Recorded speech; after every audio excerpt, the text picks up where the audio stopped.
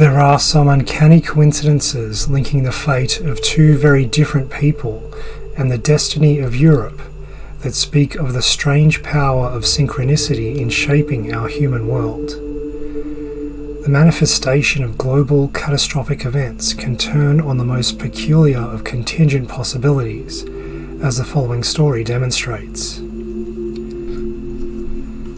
The assassination of Archduke Franz Ferdinand by a hardline Serbian nationalist began a chain of events that ultimately led to the conflagration we know as World War I. The Austro-Hungarian Empire responded to the assassination by declaring war on Serbia. This in turn led to Russia's involvement on the Serbian side. Germany was disposed to support the Austro-Hungarian Empire by waging war with Russia, which in turn was part of a tripartite axis along with Great Britain and France, thereby bringing all of the major powers of Europe into conflict with each other. The assassination almost failed before it began when a bomb exploded in the vicinity of the Archduke, who was largely unfazed. It was later in the morning when the unexpected alternative route taken by the driver created an opportunity for a Serbian nationalist to shoot the Archduke and his wife at close range. It turns out that the fate of Archduke Franz Ferdinand and of Europe itself was inextricably linked to a charismatic mystic named Rasputin, who by that stage had ingratiated himself into the close circle of the Russian noble family. This had been achieved years earlier by the miraculous healing of Alexei, son of Tsar Nicholas II, whose life had been placed in jeopardy by a lethal blood disorder. Throughout his life, Rasputin had worked astounding, miraculous healings and had experienced portentous visions of the future. One such vision came to Rasputin in relation to the risk of war in the Balkans. Rasputin would have warned the Tsar and Tsarina against becoming involved in any such conflict, convinced that the outcome would be dire for Russia.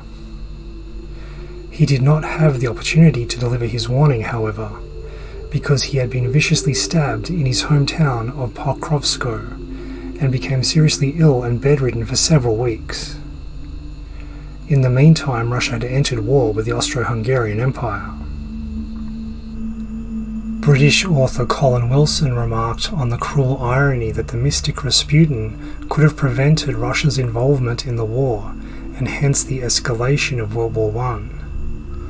It so happened both Archduke Franz Ferdinand and Rasputin were violently struck down on the same day if Maria Rasputin's account of her father is accurate.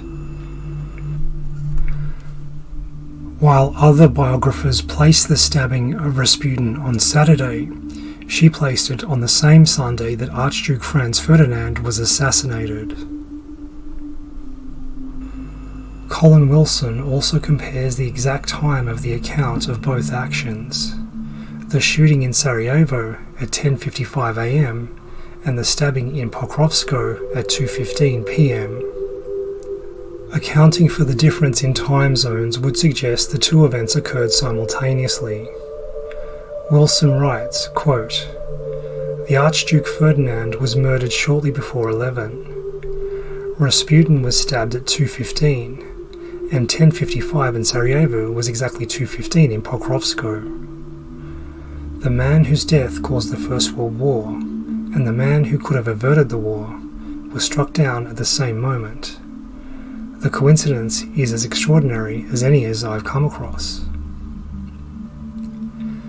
There is also another remarkable coincidence, if one could call it that, concerning the license plate of the car driving Archduke Franz Ferdinand, which reads AIII-118.